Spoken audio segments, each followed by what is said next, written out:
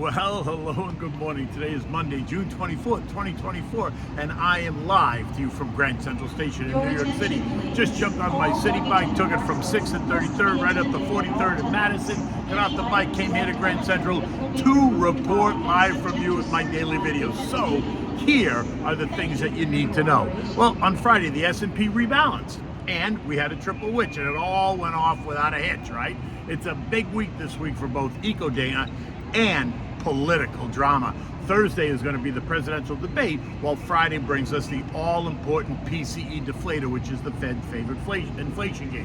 This morning, bonds are flat, oil is up, gold is churning, right? And now, is the VIX suggesting some building caution? And what do we have for dinner tonight? We're going to have the Mostaccioli with Arugula, Cannelloni, and sweet sausage. So delicious and so easy to make. Just a side of garlic bread and you are done. Okay, so look, we made it through both the S&P rebalancing as well as the triple witching on Friday without disturbance, right? Like I told you on Friday, if you were expecting a lot of drama, you would have been wrong. The street has been preparing for this event for weeks now. I mean, it's not like we didn't know it was coming. Of course we knew it was coming. And so while it was a massive day in terms of volumes and dollar amount traded, most of that in the final moments of the trading day, there was not really any drama at all, right? Think dislocations or price spikes, etc. There was a $5.5 trillion worth of options, both on straight equity, on indexes, and on futures that all expired at the same moment, while we also got the S&P 500 rebalance, only adding to the excitement. And like I said, there wasn't really anything to worry about. It was all good, went off without a hitch. The focus clearly was on the S&P XLK ETF, right? As a result of the movement in Nvidia over the past year, its weight in that index rose by more than 14% to its current 21% weighting in that ETF, up from 5%. All this happened at Apple's expense, right? Where we saw the weighting in Apple go from 21% down to about 5.5%. The change in its ETF driven by a range of factors, right? Including the ÇİKŞ classification, its market cap, its liquidity, its public float, and the S&P committee review ensures that the XLK includes the most significant companies and remains the most relevant technology ETF in the sector, right? Stocks in the end did very little. The Dow gained 15 points, the S&P lost 9 points, the Nasdaq was down 32 points, the Russell gained 5 points, the transports added 37 points, while the equal-weighted S&P gained 8 points. Economic data remained mixed, with housing continuing to suffer, right? Existing home sales fell by 0.7%, which, while weak, was not as weak as the expectation of down 1%, so I guess that's a positive, right? All while manufacturing and services PMIs rose stronger than expected, suggesting ongoing underlying economic strength. Both the PMIs solidly in expansion mode at 51.7 and 54.6 respectively. Remember, 50 is the dividing line. Stronger than the expectations, which only causes confusion amongst the paparazzi, right? All of them saying, now what is it? Is the economy weakening or not? Does the Fed need to cut rates or not? Should the Fed cut rates or not?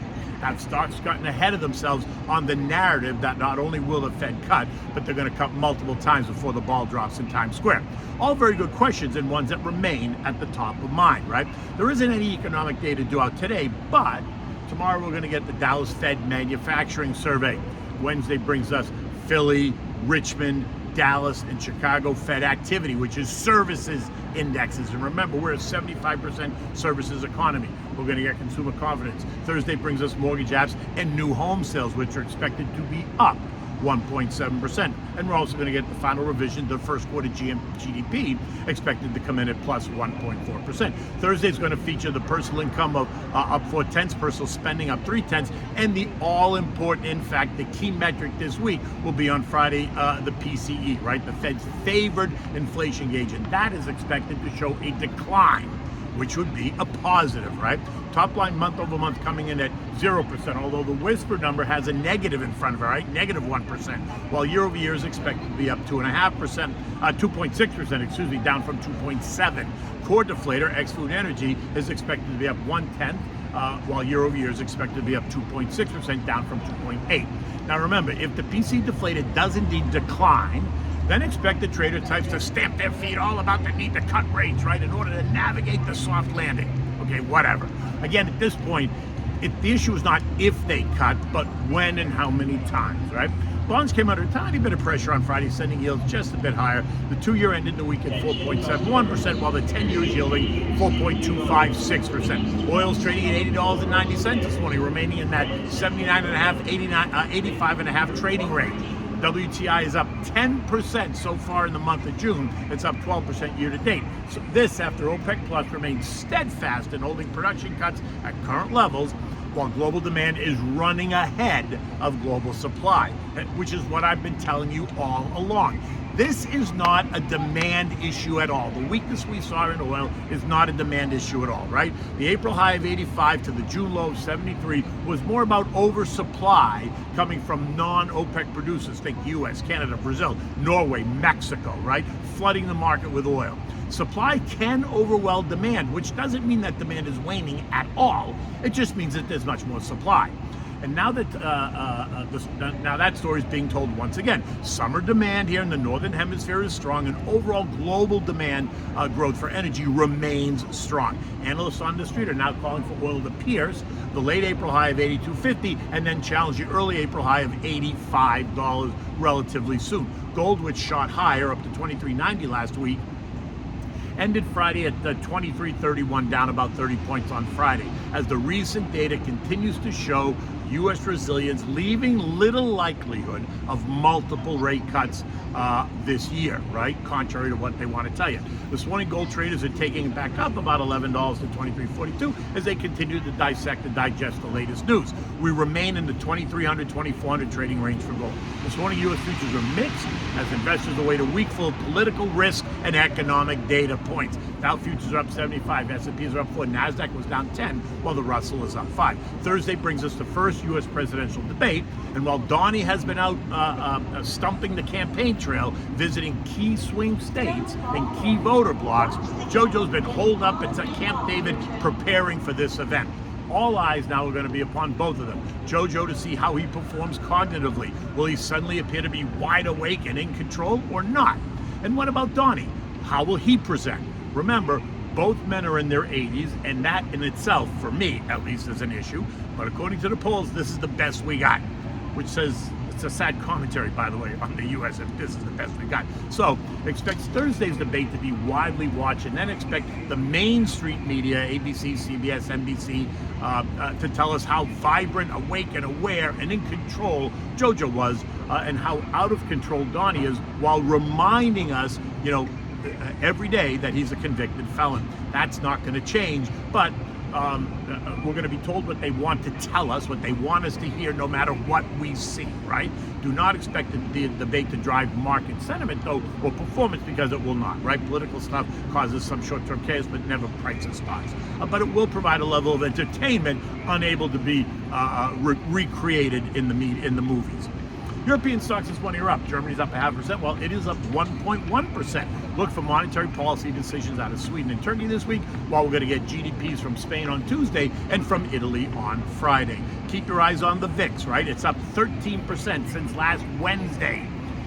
Now it's kissing the trend line resistance at 1373. All this suggests is building caution amongst investors. Not real fear, just some caution. Look, a rising VIX is about 4 key points, right? Increased uncertainty about the future path of stocks, risk aversion triggered by economic concerns, a potential downturn, and some clear hedging activity where investors buy put options to hedge against their potential declines while maintaining their long position and exposure to stocks. The VIX is at a key level right now. A push up and through resistance is going to see stocks pull back for sure. Something I've been looking for, actually almost hoping for, because it'll create a long-term buying opportunity for the long-term investor. The other places you might look at to get a sense of sentiment are the contra trade ETFs, right? The SH, which is down 10% year to date, gets you short the S&P. The PSQ, which is down 13% year to date, gets you short the NASDAQ. The DOG, which is down 1.5%, gets you short the Dow. The SPSX, which is down 31% year to date, is the triple levered S&P short. And while exciting, it cuts like a very sharp knife if you're on the wrong side of that trade. Conversely, the SPXL, is a triple levered long S&P, which is up 41% year to date. So that feels very good. On the risk scale, the relative strength index scale, the S&P and the NASDAQ are still in a bit of overbought territory at 71.2986 and 70.61 respectively.